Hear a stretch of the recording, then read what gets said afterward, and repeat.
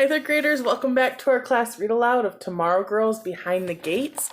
Yesterday, we were in a chapter where we learned about Louisa going to the pool finally, but it wasn't for swimming. They were actually practicing with canoeing. And also Evelyn, she is part of that junior league society and a part of that league. And she came back to the room, like the dorm setting, and had her night vision goggles, so the girls got to try those. So a lot of exciting things. So let's start with chapter 9. Here we go. I walked to lunch with Rosie, and we meet Mary and Chewy on the way. Their stories about knot tying class was hilarious. I can't stop laughing when Chewy tells how she tied up her fingers when trying to latch the two branches together. When we walked into the cafeteria, I realized I have a problem. Come over and sit with us, Mary invited me.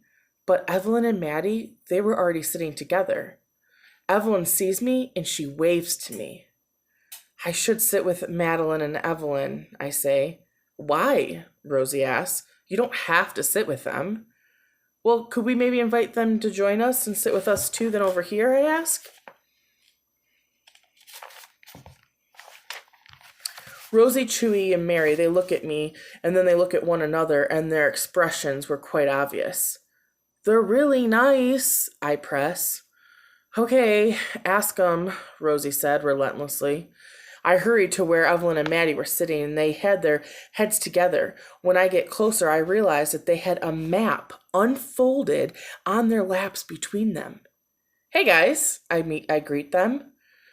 Want to sit with Rosie and some of her friends and me? They look up from the map and stare at me as if I'd just spoken to them in another language. They want us to sit with them? Really? Maddie asked. Her baffled tone implied that this makes absolutely no sense. And I could kind of see her point. Yeah, come on, I say. It'll do good things for us, our status. They're the cool kids. We're cool, Evelyn countered. Not really, I thought to myself, but I didn't say it, of course. But you'll like 'em, you'll see, I say. I don't think so, Maddie insisted. I don't know how you got them to invite us, but I'm actually quite fine just staying right here. Now my temper was rising. She can just be so stubborn.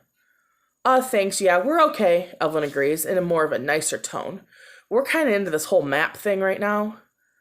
What are you doing? I ask. Evelyn lowers her voice. Our cover story is that we're preparing for the geography part on our social studies test, she said. But really, we're trying to figure out where the heck we are. She opens her closed palm to reveal her compass. We're trying to work it out using this. That sounds pretty impossible to me, and so not worth the effort either. You go, though, Evelyn says. I don't think this is your kind of thing anyways. No offense. I'm not offended. You're right. I'm not into that. I'm not, I agree. I'll see you guys later. My emotions were mixed as I headed for the table where Rosie, Chewy, and Mary were sitting with a few of the other members of the athletic crowd. Even though it wasn't a big scene, I felt like what just happened was a really big deal. It was a riff. It was a riff between Maddie and me, and it still kind of feels permanent. All at the same time, though, I was super relieved that they didn't want to join us, and yet I'm already lonely for Maddie and even Evelyn, too. It's as if I had moved into some kind of future from which there's no going back. It's just lunch, I scolded myself. Don't make so much out of it. And with that thought, I pushed Maddie and Evelyn out of my head and sit down with my new friends. They say thanks, and they were in the middle of studying for some test. But they're not going to join us, I told them. Rosie, Mary, and Chewy were all brightened up. Oh, okay, well, good, Rosie says. Then she goes on to introduce me to the rest of her friends. We're all free for the rest of the afternoon, so I spent it with Rosie and her crowd. We hung out by the lake and talked about CMS. These girls feel like I do. They love it here. It's everything they could have ever hoped for. I'm getting so strong, Rosie says, flexing her right bicep. Mary punches the hard calf muscle in her leg. Look at this, she says. I can't wait to play tennis again. I bet my game is going to be stronger than ever before. I realize that I've come to be more toned too, more than I ever have been. And it feels good to be strong and to be learning so many new things. A new confidence was growing inside me. Across the lake, a group of boys were heading out into the forest from their main building. Seized by a sudden boldness, I stood up and was waving with a broad, sweeping gesture. They were pretty far away, but several heads then turned in my direction, and one boy from across gave a wave back. The other girls started giggling, and then they were waving too. Then several more boys were waving over to us. Their teacher then noticed and reprimanded them and hurried them along into the building. We all dissolved into fits of laughter. "I can't believe you did that," Chewy says. "I was only being friendly," I reply. Around 6:30, Rosie and I head back to our dorm together. "So what was it like to be in a coma?" I asked Rosie. "What do you mean?" "I heard you on the bus the first day," I tell her. "Oh, that." She smiled softly to herself. "I was never in a coma," she whispered. I just said that to get their attention. They all thought they were so cool with their big sports injuries. But don't tell anyone. I won't, I agree. "You're too much. You became their leader as soon as you said that. You know that, right?" Rosie nodded, pleased by my words. "Do you think so?" "Yeah, definitely," I affirm. "You have to know how to manage people, that's all," Rosie says. "That's a survival skill too. It's probably the most important one of all. You don't want to get in the inside of If you don't get in the inside of a group right away, you could find yourself quickly on the outside. But then her voice trailed off. "Like who?" I press. The moment I speak, I know the answer. She was about to say, like Evelyn and Maddie. "Oh, like nobody," Rosie covers quickly. "I was just saying, it could happen to anyone." When we got to the suite, both Maddie and Evelyn were in their separate rooms reading.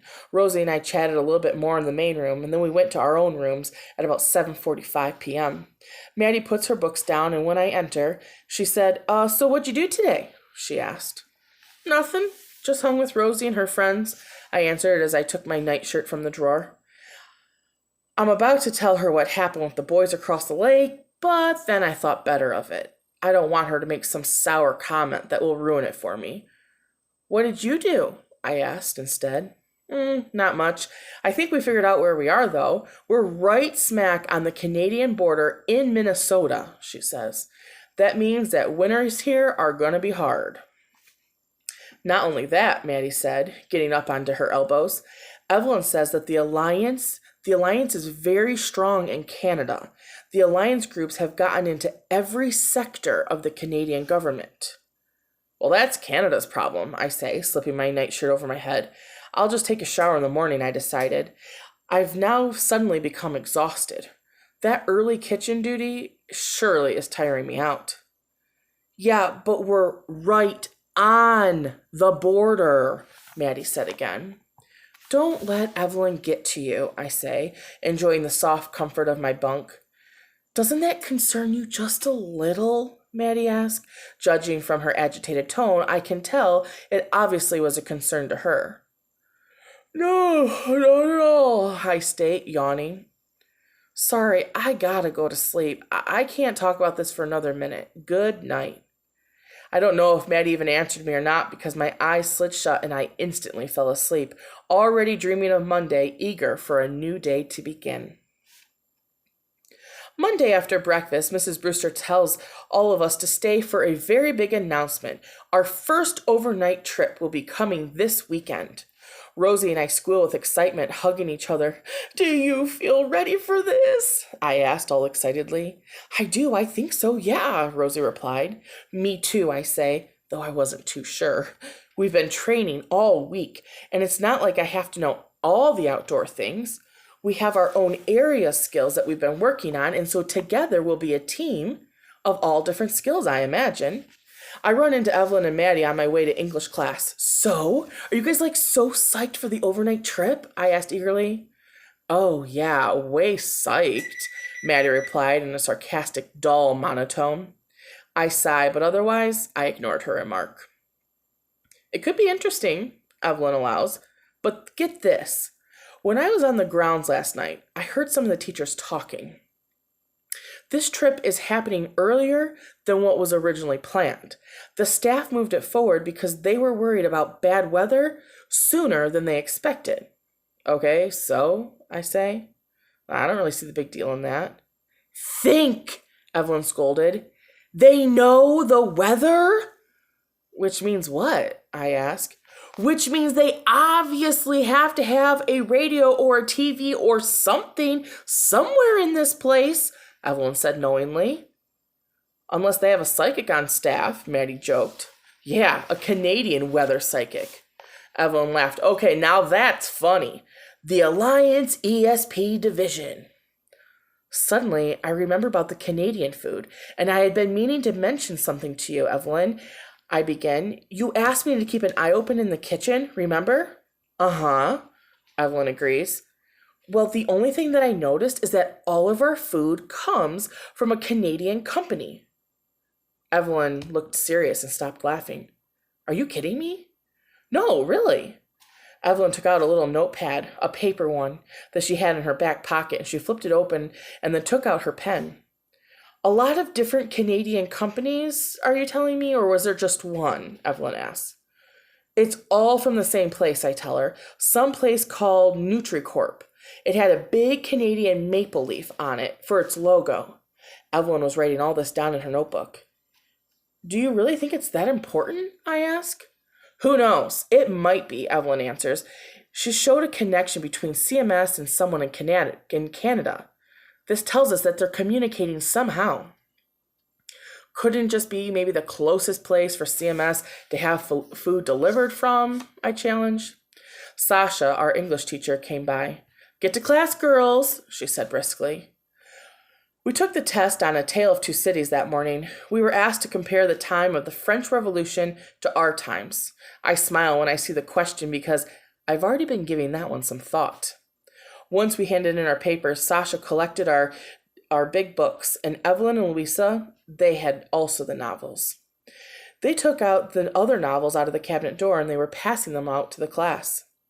In the cabinet, Evelyn and I found a stack of paperback books all the same. Julie of the Woods by Jean George. The books themselves were yellowed and frayed, and I know it was written a long time ago. As soon as I handed Maddie her copy, she raised her hand. Sasha, she says when she was acknowledged. Isn't this book kind of young for us?